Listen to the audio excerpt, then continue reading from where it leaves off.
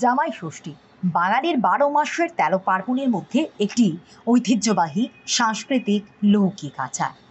জ্যৈষ্ঠ মাসে শুক্লপক্ষের ষষ্ঠী তিথিতে এই আচার পালন করা হয়।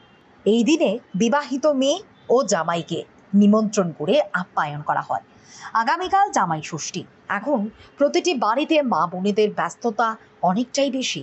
পাশাপাশি ষষ্ঠীর জন্য যে মোঠা তৈরি করা হয় তার উপকরণও এখন শহরের বাড়িতে পাওয়া যায় না বললেই চলে।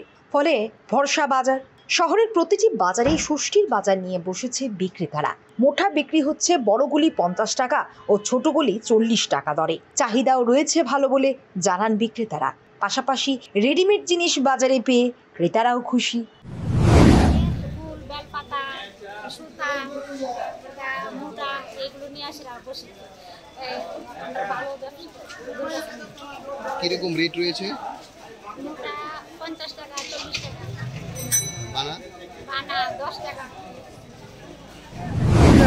আপনারা কি কি বিক্রি করছেন এবং চাহিদা কিরকম? এখানে সব কিছু রয়েছে, মানে ইচ এন্ড এভরিথিং রয়েছে। যেমন এখানে টাউনে এখন মানে দুব্বা, উচ্চে পাতা, করমচা, মোটা এগুলো পাওয়া যায় না, ঠিক আছে? তো এখানে আমাদের এখানে রেডিমেড সব কিছু আছে।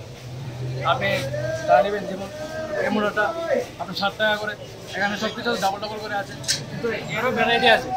এখানে আছে ৫০ টাকা করে জোড়া, ঠিক আছে? অনেক কিছু আছে। তো আপনারা আসতে পারেন দুর্গাজমনি বাজারে, আমরা স্থানীয় বাজার। চাহিদা কিরকম? চাহিদা এক ভ্যারাইটি এক রকম। কিরকম চাহিদা কিরকম আছে? আমার খুব ভালো, টাউনে অনেক চাহিদা। কি নিলেন? এই তো নিলাম, ফুল নিলাম, তারপর ষষ্ঠীর মোঠা মোঠা নিলাম, তারপর বড় শাড়ি ওইসব নিলাম। আসলে বাড়ি ঘরে তো এখন আর ওইসব কিছু পাওয়া যায় না। বাড়ি ঘরে সবাই মেয়ে লোকরা সব ব্যস্ত থাকে, ওই বাচ্চারা পড়াশোনা নিয়ে টিউশনিতে চলে যায়, টিউশন করে, ওইসব বাড়ি ঘরে আর হয় না। আর বাড়ি বিশেষ করে শহরের বাড়িতে তো ওইসব ফুল গাছ কিছু কিছু সবার সাথে আছে, কিন্তু ওইসব মোঠা, ওইসব বানানোর মতো করমচা ওইসবগুলো পাওয়া যায় না।